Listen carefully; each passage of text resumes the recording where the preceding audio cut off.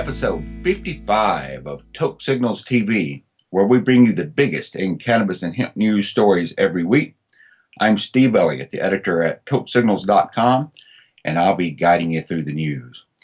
First of all, let's take a look at our nice bud pick of the week. We have some Shazam this week and talk about a family tree. Shazam has some royal heritage going here. You might call it blue blood bud. Anyway, you've got Ghost times Shram. The Ghost half of that is Afpak times White Widow. And the Shram half of that is Santa Marta Colombian Gold times Romulan. That brings back some good memories from the 70s. Let's do the news now, shall we? In Saudi Arabia this week, a disturbing story shows us just how barbaric the war on marijuana can be. 4 men were beheaded for smuggling marijuana.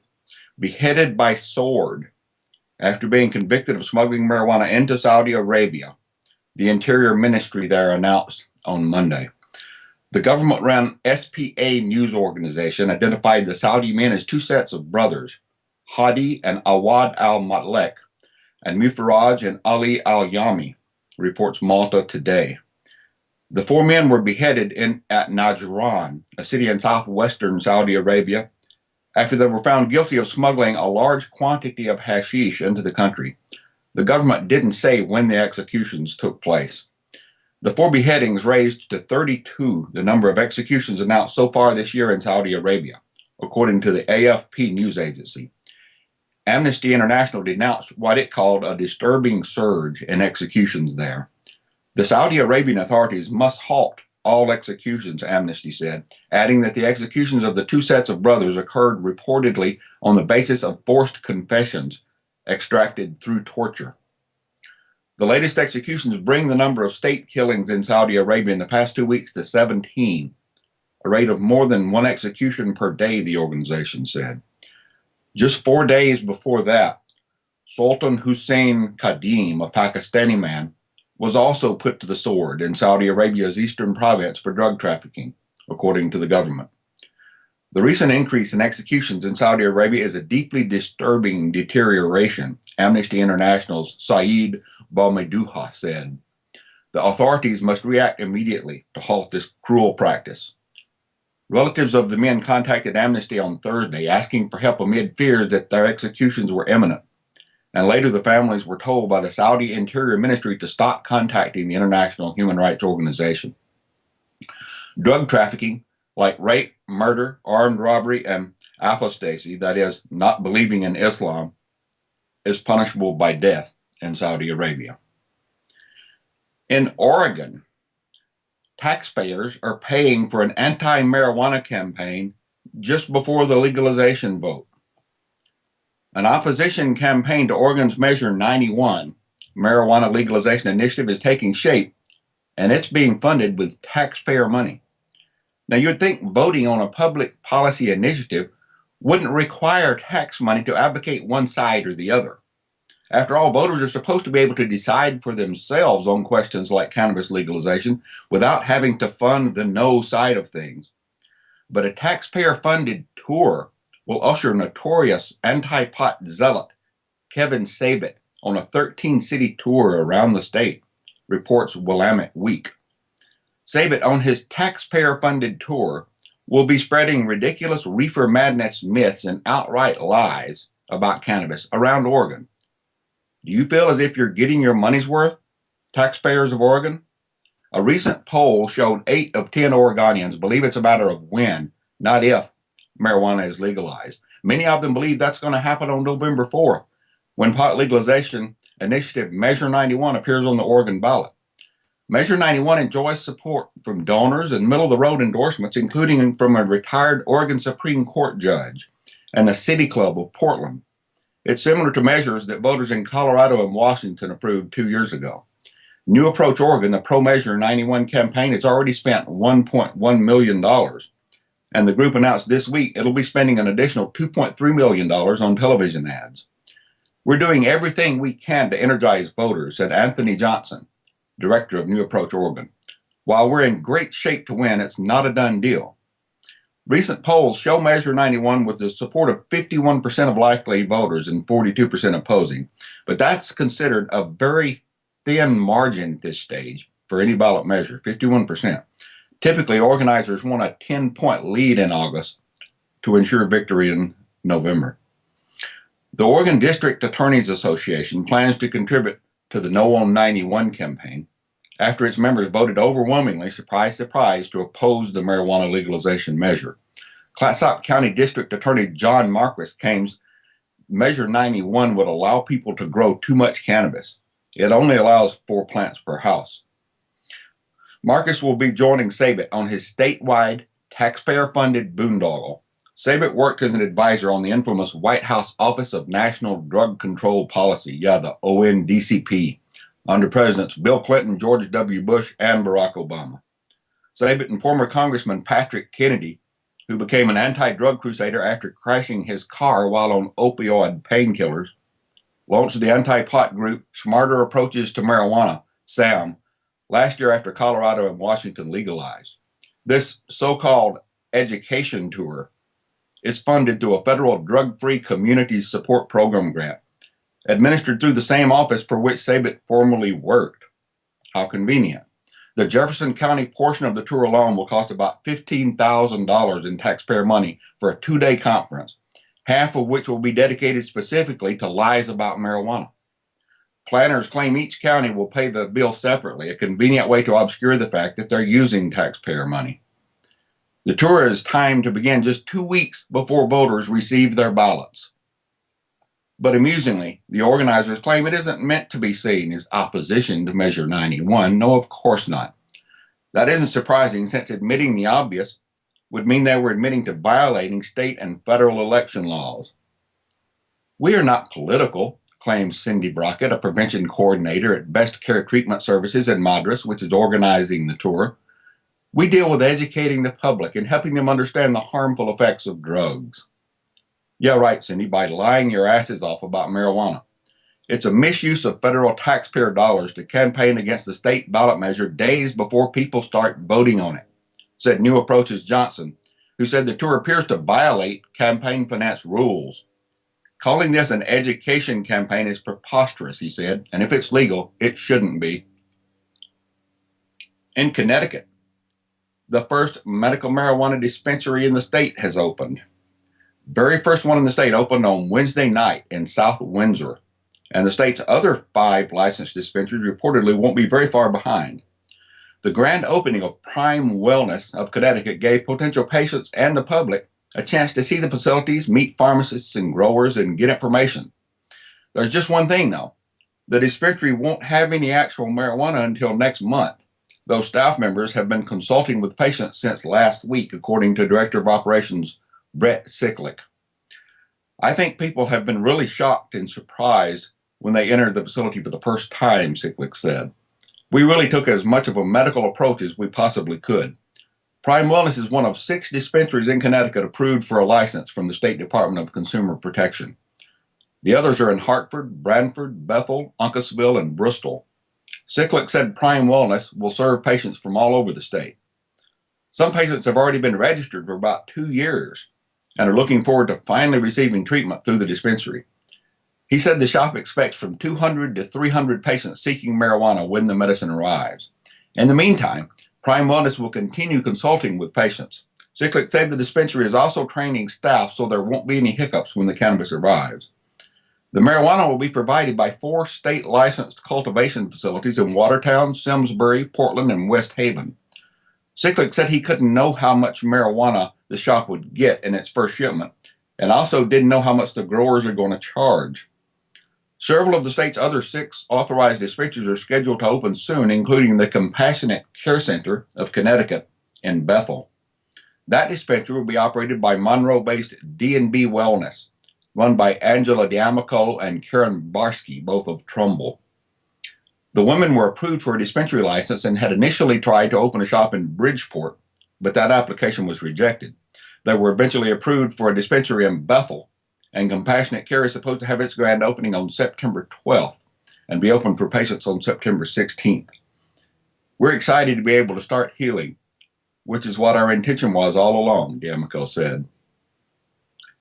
In Washington State, that Seattle cop we reported about, who wrote 80% of marijuana tickets on the force, has been returned to his regular duties.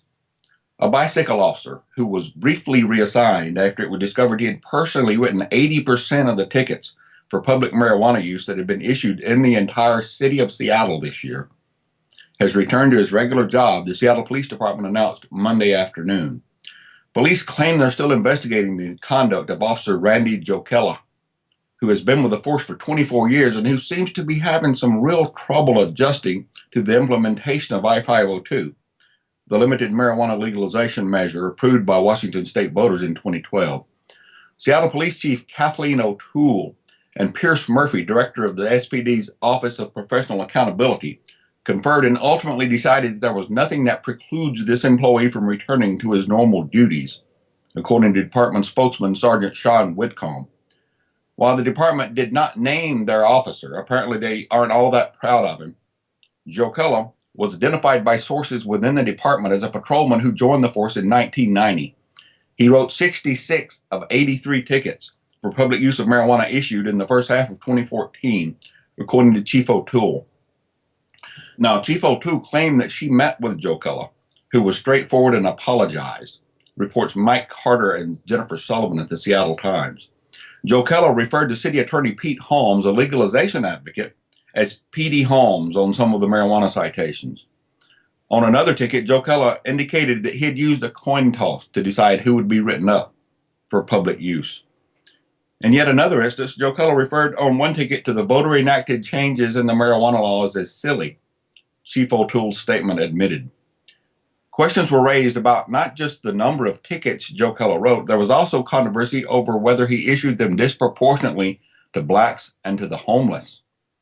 According to a Seattle Police Department report, almost half of those fined were homeless or lived in some sort of transitional housing.